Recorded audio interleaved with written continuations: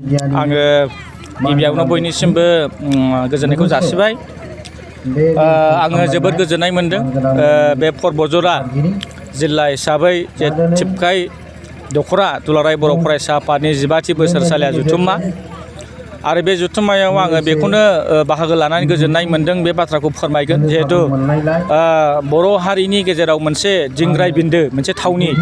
जे पर्बतजरा जायखौ गुरुदेव कालिचरन ब्रह्मनि जोनोम थावनि बे थावनियावहाय फैनानै आं बेखौनो गोजोननाय मोनदों आरो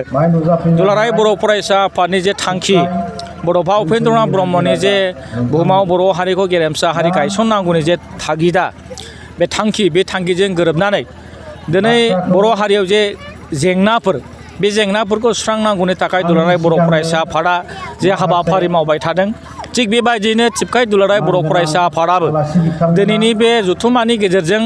गोबां बाहाय माखासे मख'जाथाव थांखिफोर लादों। जिहेतु बड'फा उपेन्द्रनाथ ब्रह्मनि जे बर' हारिखौ गेरेमसा हारि गायसननांगौनि गेजेरजों लिरनाय फरायनायखौ गिबियाव दोननानै समाज बिथिंनि फारसे खेला धुलानि फारसे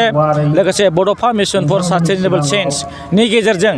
गुन गथ' शिक्षा बे गासै बिथिंखौ लानानै दुलाराय बर' फरायसा आफादा खामानि मावनो थाखाय दिनै आरोबाव गोदानै मोनसे सदबांसा लादों। बे हिसाबैनो फैबाय थानाय समाव जोंनि उन्दै उन्दै गथ'फोर फरायसाफोर फरायसुलिफोर आरो जोंनि गारजेनफोर बिथांमोनजों जों लानानै सावरायलायनानै फैबाय थानाय समाव बुहुमाव बर' हारिखौ गेरेमसा गायसननांगौनि थाखाय गमामा खामानि मावलांनानै जोङो बड'फानि जे सिमां बे सिमांखौ मोगथां महर होनो थाखाय दिनै दुलाराय बर' फरायसा आफादा दिनैनि बे जथुम्मायाव गोथौ आरो गेबेङै सावरायलायनानै जोङो खामानि मावनो थाखाय जों थांखि लानाय जायो।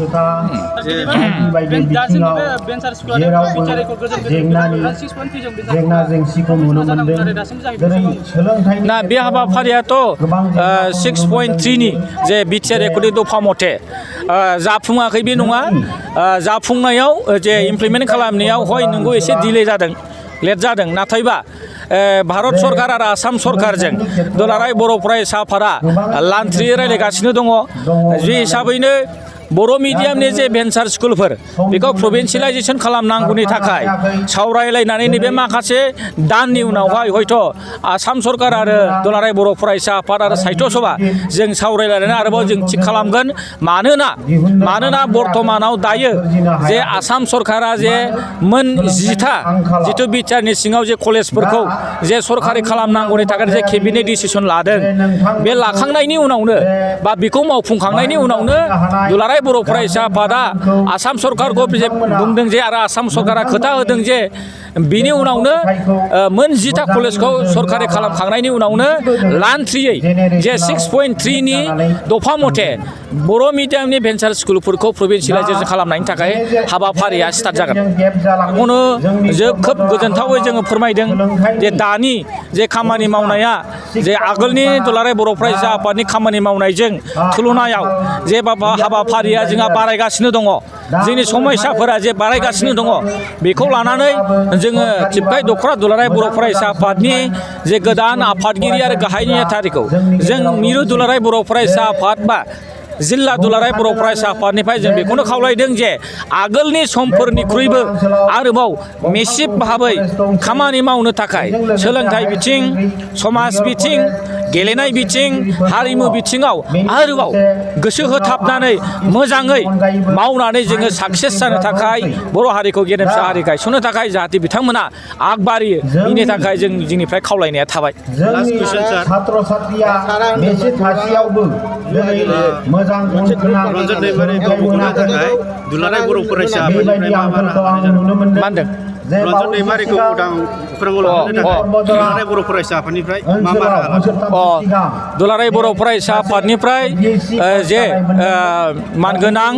रन्जन दैमारि सार बिथाङा आथिखालाव जे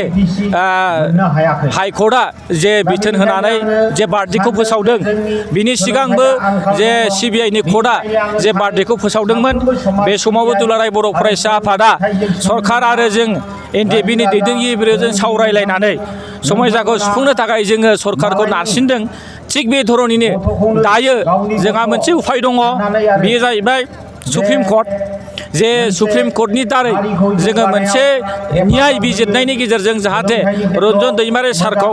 जेलनिफ्राय उदां खालामनो हायो बिनि थाखाय दुलाराय बर' फरायसा आफादा गोदोबो नारा नाथा नाजाबोदों आरो दाबो जों दुलाराय बर' फरायसा आफादा बे बाथ्राखौ लानानै सिरियासलि जों खामानि मावदों मानो होनोबा रन्जन दैमारि सार बिथाङाबो जिहेतु बिटिआर दफायाव बिथाङाबो सायख'थखारि बिथाङाबो सहि होदों जिहेतुके बेनिखायनो दफा मथे जे बिटिआरनि दफा मथे रन्जन दैमारि साराबो जेरैखि जाया जेलनिफ्राय गनांगौ आरो बिथांखौ जे थैजासे जोबथेसालियाव जे साजा होनाय बेखौ जों दुलाराय बर' फरायसा आफादा मालाबाबो मानिया आरो बिनि थाखाय नांगौ रोखोमै जे दुलाराय बर' फरायसा आफादा आयेननि राहायानो जा जों सावरायलायनायनि गेजेरजों जा सरकारखौ प्रेसार होनायनि जा बे हाबाफारिखौ सिंनि इसिङारि खामानि हिसाबै जों दुलाराय बर' फरायसा आफादा दैदेनगिरिफोरजों सावरायनानै बे हाबाफारिखौ आवगायगासिनो दं।